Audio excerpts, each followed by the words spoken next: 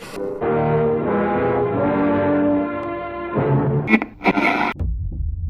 don't want to be like them. Locked in a prison that they forgot that they're in. What prison? Yes. I am sensing a lack of focus. You didn't keep in touch with Cindy at all after graduation? She hasn't even crossed my mind in 15 years. I do remember Cindy Williams. She just vanished. That was the time when that awful drug went round the school. Can't shake the feeling. Something bad happened to her. One night, we were all in Merc. What does it do to you?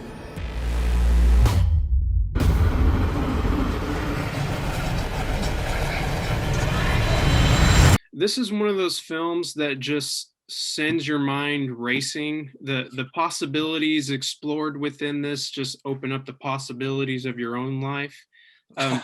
How does flashbacks reality change how you view your own reality? Wow, that's an interesting question.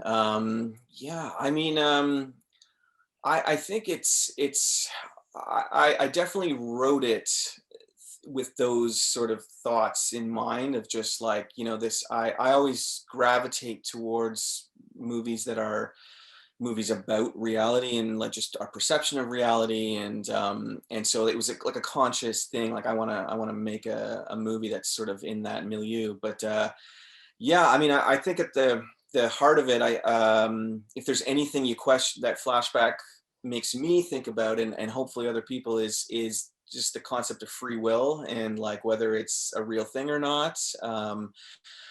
You know, it's obviously the oldest philosophical question. So like way smarter people than me have been thinking about this for a long time. But you know, I tried to explore in the film, you know, the concept of, you know, Dylan's character Fred, like, is anything he's doing actually something he chose? Like, is on the surface it's all his free will, you know, he's got this great girlfriend and his new condo and this new job and everything's okay, but you know, he kind of knows something's wrong and he feels like this is not the life he's supposed to live and he was supposed to do something else. And that's something I feel all the, you know, to different degrees all the time. I just wonder how did I get here, you know, and like, how am I this old and how, you know, am I doing what I'm supposed to be doing? And I try to connect the dots in my head to like, oh yeah, that's why I'm here. That's why I quit that job. And that's why I met that person. And if you go back far enough, you realize the starting point for so many of these things were influences you didn't choose. You know, they were, so it's like your very decision-making process, you didn't choose. So are you really in control of your choices then? You know, you didn't choose what color wallpaper you had in your baby room. You didn't choose what country you were born in. You didn't choose your parents. Like all of these things contributed to how you make choices. And so are those choices really yours or not? And so if you question that at all, or at least even think about it a little bit after watching the film, that to me is a win. You know, that's something that I was always thinking about making it. Yeah, it really is fascinating territory because, to be quite honest, and this is a convo that I love to have with filmmakers when it comes to material that concerns memory and how it affects the effects that it can have on you.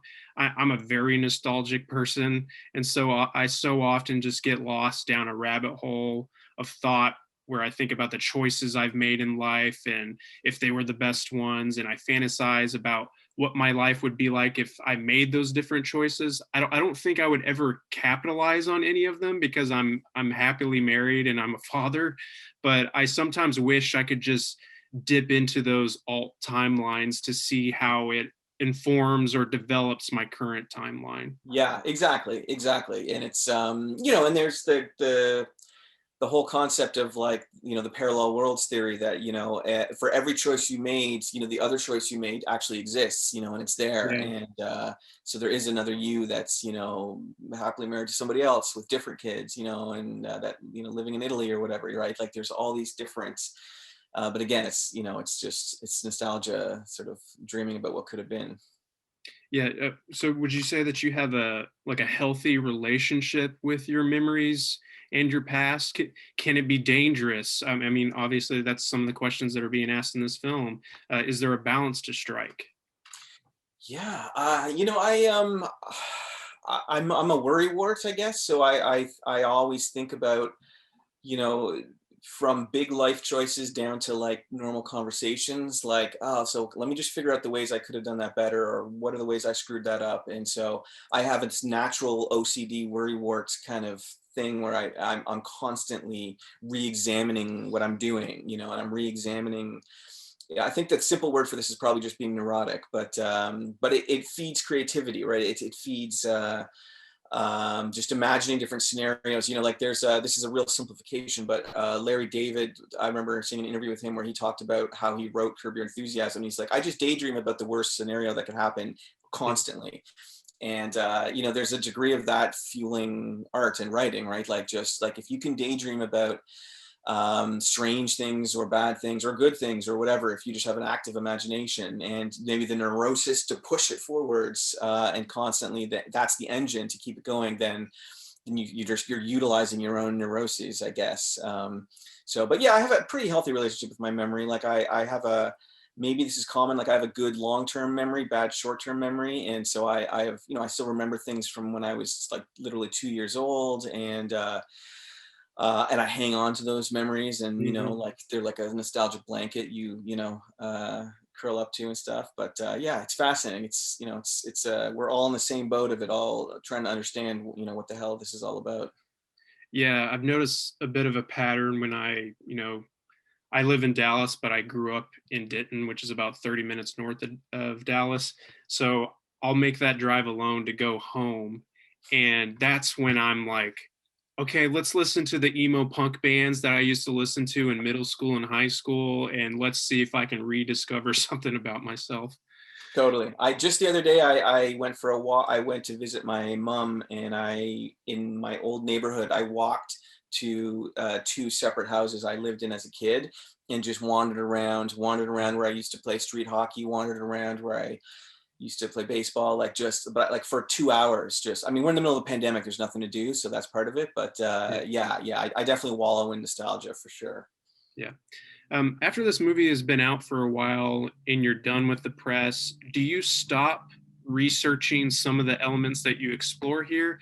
Or do you find yourself watching movies like, I don't know, Slaughterhouse-5 or Vanilla Sky, or even like Dr. Manhattan and Watchmen, to kind of explore some of these concepts a little more deeply?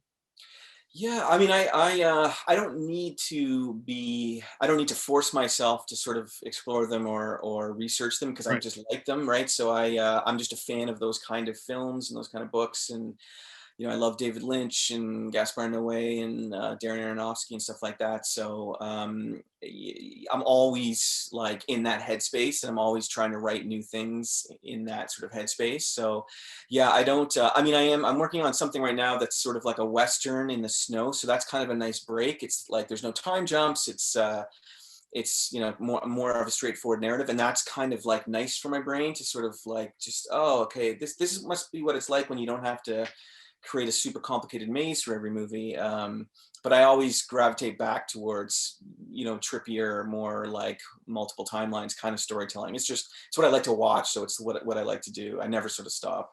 Yeah, I'm the same way. Like, I feel like you're actually capturing a tone that's very similar to Vanilla Sky, where you're following a lost soul, someone who feels like they're just, you know, drifting through the cosmos. So that movie, oddly enough, got me through some pretty tough times, because I just, like, whenever you're depressed, I just feel like some of those movies kind of, I don't know, inform a little bit about the decisions that we made or how we should think about them, because you're so clueless yourself. And I think that's like a bit of a reflective, you know, visual representation of it in a way. Yeah, So, that's a good way to put it. Yeah, yeah. You know, it's sometimes, you know, you know, people, again, old philosophical questions, but like, you know, people ask, what is art for? You know, what is it? What does it serve? You know, and maybe its basest level, it's just communicating to people like, I'm feeling something similar to what you're feeling. You know, it's like, and characters that are lost, and you know, whether it's Vanilla Sky or whatever, you know, it's you know, like in Vanilla Sky, in the beginning, he has the world on a string, you know, and he's got it all, and he's got money, but like the, you know, the Radiohead comes in that first scene, and he's waking up, and it just like, you feel his sort of estrangement from things, and knowing that he's sort of lost. And like there's something about that like reaches out and touches you, and just because we all have these weird private feelings of alienation and confusion. And you know, if you see a movie or read a book that like you can identify that feeling, I think it helps you feel connected to that we're all in the same boat. Like it's easy to make a movie, not easy, but it's common to make a film that's makes you feel happy, or like, oh yes, I also like winning the football game, or like, you know, I like defeating the CGI Marvel creature, you know, like there's those, or that's just blatantly sad, or, you know, like that's a cathartic thing. And like, yeah, I also, you know, felt sad when my dad died, you know. But it's to make a film or write a book or just make some art that is about a more complex, stranger emotion that's still just as powerful, but you can't like put a label on it that's like happy, sad, whatever, you know, that. And that's what thrills me. Like when I watch, you know, when I was a kid and I watched Twin Peaks, and it made me feel things that I couldn't even put a description on what those feelings were, but it was things I felt as like a little boy that somehow were in that show, that were strange feelings that didn't fit in any cup. And that to me is like a thrilling thing, that, you know, if people can make art that expresses abstract emotions that people can't even really in their own minds necessarily like put a label on or put an underline under to understand, then you're really cooking with oil, you know. And then that movie becomes something special to you. You're like, I don't know why, but there's something about that movie that, you know, speaks to something in me I don't even totally understand. Yeah. I know we're about to wrap up here.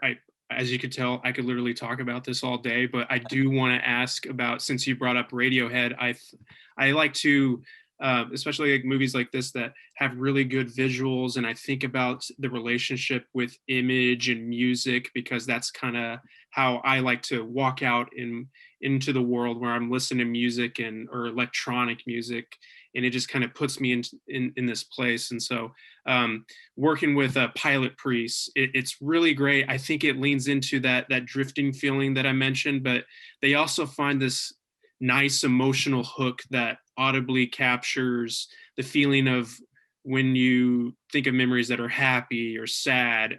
Did you have a specific creative launch pad in place for them, or did it just kind of come through natural collaboration? Yeah, I mean, working with you know, Anthony, Pilot Priest, you know, he and I we have very similar tastes in movies and books and everything, and so we spoke the same language. And you know, I was able to like reference really obscure things, and he would know exactly what I was talking about. I'd be like, you know, that scene, and you know, like 20, and he'd be like, I got it, I know the sound you're talking about. So like that was like just an unbelievable gift, that like we had this shorthand, and we didn't, you know each other before this movie. Yeah, and we talked about like, you know, the score is the soul of the film, you know. And I know everyone always says they get that, but I find like so many films don't get that. Like the score is so often the difference between a movie being good or great, or bad or good, you know. And it's amazing how often it's generic and just standards, you know, uplifting, sad, whatever, you know. And Anthony's able to like capture, again, those abstract feelings and those abstract emotions in such a good way. But he also, at certain times, we would talk about like having a more classical feel to the score. So it's like sometimes it's more electronic and more synthy and moodscapes and stuff. But other times it's like very classical score. And we thought that was an interesting balance to have. And because the film is kind of abstract and the storytelling is different, it would help balance that out if at certain points the score was more traditional. And yeah, and hopefully it works. But yeah, it was Pilot Priest is a dream collaboration. I think they're going to be doing way more soundtracks for sure, because they just knocked it out of the park. Yeah, they're one of my sources for writing. Like I'll just listen to them and just kind of go wherever I need to go. Nice. Yeah, I'm the same way with writing. I have my certain things I put in, and I know I'm going to be productive if I listen to it. Yeah. Well, this was great. I appreciate your time so much, and good luck with the film. I can't wait for more and more people to see it so we can have a dialogue about it. Awesome. Thanks, Preston. I appreciate it, man. Yeah, take it easy.